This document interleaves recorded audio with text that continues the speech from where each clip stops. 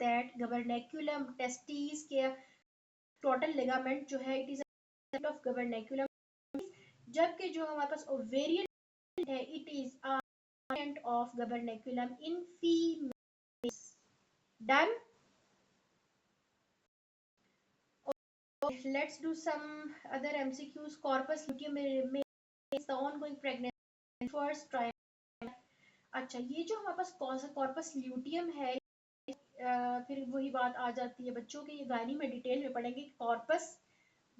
Corps body है, luteum is something white. तो जब भी हमारे पास एग बाहर की तरफ ओव्यूलेट हो जाता है, बाहर चला जाता है, तो पीछे ये जो खाली जगह रह जाती है, अब इसको हम कहते हैं कॉर्पस ल्यूटियम यानी कि वाइट बॉडी। अब ये याद रखो कि अर्ली प्रेगनेंसी के अंदर जो हार्मोन्स निकल रहे होते हैं इस कॉर्पस ल्यूटियम से, ये क्या करते हैं, अर्ली प्रेगनेंसी को मेंटेन करने में हेल्प कर रहे होते हैं। क्लियर। तो ये आपने याद रखना है कि during first trimester, during early trimester of pregnancy, जितने भी हमारे पास हार्मोन्स रिलीज होंगे वो इस कॉर्पस ल्यूटियम से निकलेंगे, which will help to keep the pregnancy maintained. Done.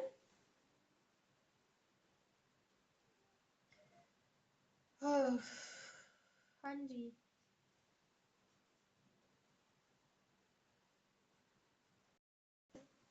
Me 16 others हो के आज कितने अदर्स हो?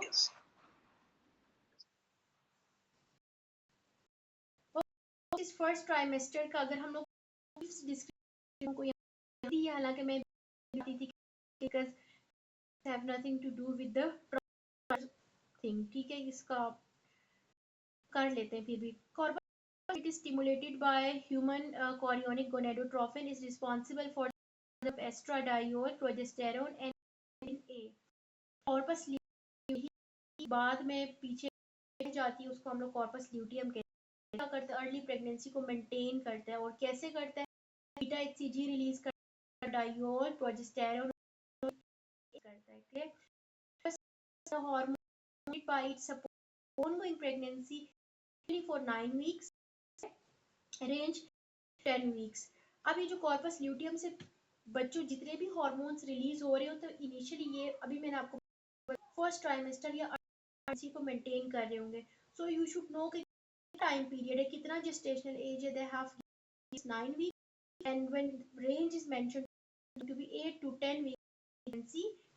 टेन को होता है ट्राइमेस्टर में वो हार्मोन जो वापस ल्यूटियम से थे। Clear. The next is second and third progesterone used by beta. Clear.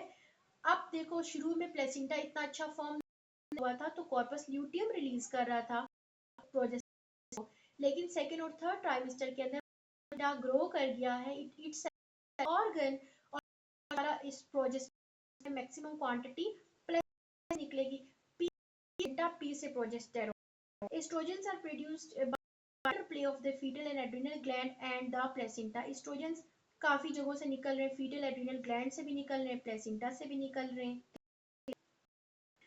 Okay, which of the play involution was endogenous gonadotrophin, endogenous trophin, this will prevent evolution of corpus corpus उसकी involution को prevent कौन, तो endogenous gonadotrophin हुए थे, क्या करेंगे, prevent, इसकी वजह से लेट नहीं करेगा, बल्कि it will help us the early trimester of pregnancy, it will keep on releasing hormones। clear। बात है वैसे अपना सब मजा ही कुछ देख रहे हो, कितने फ्लुएंटली चीजें, जबकि बाकी एनाटॉमी मुझे लगता है कि कहीं ना कहीं मैं अटक जरूर। अच्छा तो यार नहीं मैडम ऐसा नहीं है, ऑल्दो मैंने पूरे साल एनाटॉमी खोली थी आप लोगों पेल्विस पे ही लिया पढ़ाने के लिए, उससे पहला पिछला पूरा साल मैं सिर्फ गायनी पढ़ाती रही हूँ, सिर्फ गायनी। यू हैव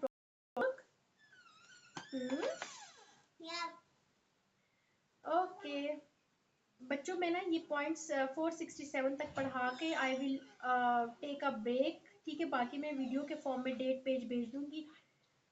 सिंस कुछ काम है, ठीक है, छोटा सा काम, आपको ये वाइंड अप करती हूँ और बाकी पॉइंट्स मैं आपको सेंड कर दूंगी घर जाकर। अच्छा, अगला हमारे हाँ, corpus luteum supports the pregnancy up to 1 to 8 weeks, ठीक है। अब बताया था ये जो हमारा ल्यूटियम, ठीक है, जिसको हम लोगों ने वाइट बॉडी, ठीक है, अर्ली प्रेगनेंसी हार्मोन्स रिलीज कर रहा था, अर्ली को मेंटेन हेल्प कर रहा था। अब प्रेगनेंसी से क्या मुराद है बच्चों, 8 to 10 वीक्स का रेंज है। जब ऑफ पूछी जाएगी, it is going to be 9 weeks of pregnancy. Clear? Early pregnancy से मुराद 9 weeks. When you are asked the range, तो it is 8 to 10 weeks. Corpus luteum produces which hormone that maintains the in first trimester. तो जो corpus luteum produces 3 to 4 hormone, but the major hormone which helps to maintain the pregnancy is progesterone। बाकी से inhibin A भी release होता है। Clear? और भी hormones release होते हैं, these are progesterone, estradiol and inhibin A. तो मेजर हार्मोन जो है which maintains pregnancy is progesterone. P से प्रेगनेंसी, पी से प्रोजेस्टेरोन। अच्छा, beta HCG preserves corpus luteum. अब ये जो कॉर्पस ल्यूटियम है, इसको हमारी बॉडी से जो बीटा एचसीजी रिलीज हो रहा है प्रिजर्व कर। अगर unique gonadotrophin beta HCG release नहीं होगा तो ये इन्वोल्यूट कर जाएगा, ठीक है। जब भी फर्टिलाइजेशन नहीं होगी तो इट विल इन्वोल्यूट, ठीक है, और जब भी फर्टिलाइजेशन होगी preserve and it will help to maintain the pregnancy। Clear? The next is corpus luteum normally secretes which of the following। तो corpus luteum अभी मैं पढ़ के progesterone, major oestrogen, inhibin A. अच्छा, last 7 month of pregnancy is maintain by placenta. बच्चों, मैंने आपको बताया था कि सेकेंड और थर्ड ट्राइमेस्टर के अंदर प्रेगनेंसी को मेंटेन कर रहा होता है प्लेसेंटा का प्लस प्रोजेस्टेरोन, जबकि अर्ली प्रेगनेंसी के अंदर फर्स्ट ट्राइमेस्टर के अंदर प्रोजेस्टेरोन ही था, but the source of release was different and that was corpus luteum. Done? Okay, it also comes as source of estrogen and progesterone in the last trimester is placenta. In the mid pregnancy, estrogen and progesterone are released by placenta. The same MCQ has been repeated multiple times. तो ये तो आपको finger tips पे आ गया। Okay, tertiary villus contains fetal vessels.